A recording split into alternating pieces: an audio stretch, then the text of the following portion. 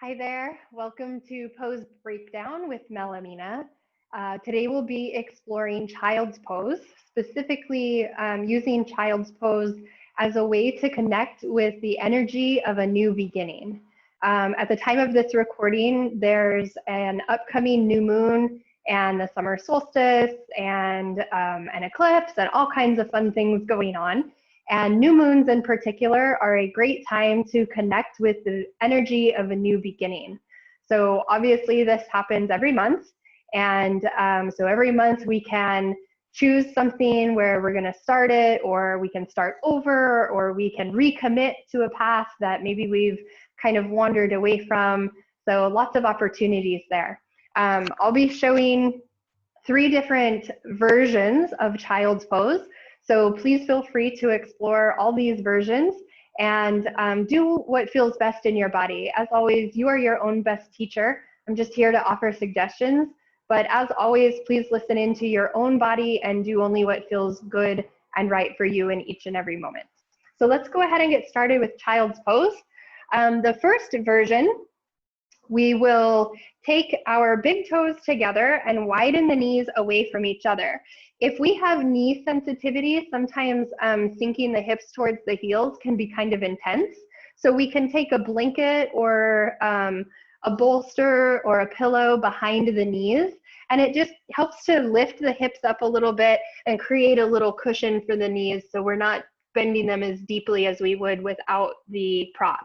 I'm going to remove my blanket for the moment, but big toes together, knees nice and wide, sinking the hips towards the heels. And then in this first version here, we might grab a brick or a book if we have one, and we will bring our forehead down to that, or we can have our forehead directly down on the mat, whichever's most comfortable. And then let's take our hands by our feet. So just letting the shoulders fall forward here, feeling our body rounded, and then taking the awareness of the breath, especially into the back of the body. Noticing where we feel the breath here. And in this particular posture, we might want to create an image, a visualization. We can pretend that we are a little seed underneath the earth, tucked deeply into the moist soil,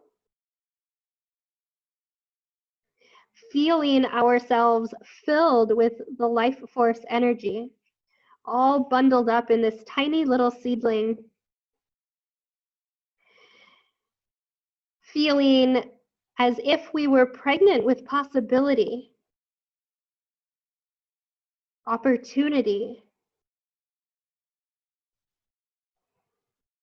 and breathing here for another breath or two.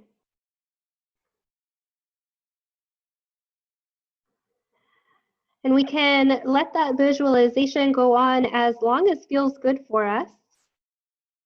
And when we're ready to transition, we'll take the hands by the shoulders, right underneath the shoulders, and just press the head away from the floor a little bit. And then making 2 fists, we'll stack the fists on top of each other. The elbows might be outside the knees. And then we can use our fists like a little prop to hold up our head. So now we're resting our forehead on our fists. The neck is nice and straight and long. So extension of the back of the spine here. Melting the shoulders away from the ears, jaw nice and relaxed, letting the skin of the face be relaxed as well. And maybe if we continue with our visualization, we feel ourselves unraveling a little bit in that seed. So now that seedling is starting to make its way towards sprouting.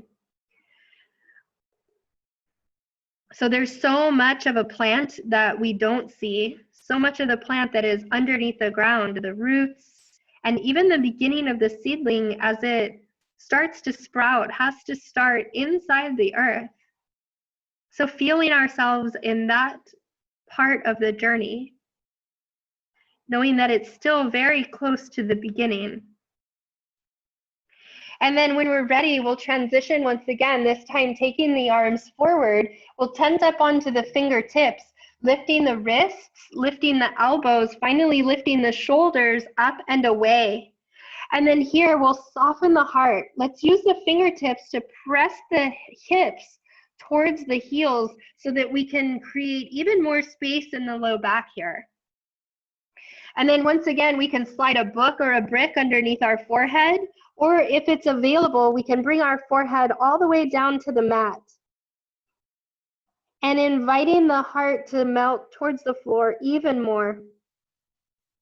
So it takes courage and commitment at the beginning of a journey.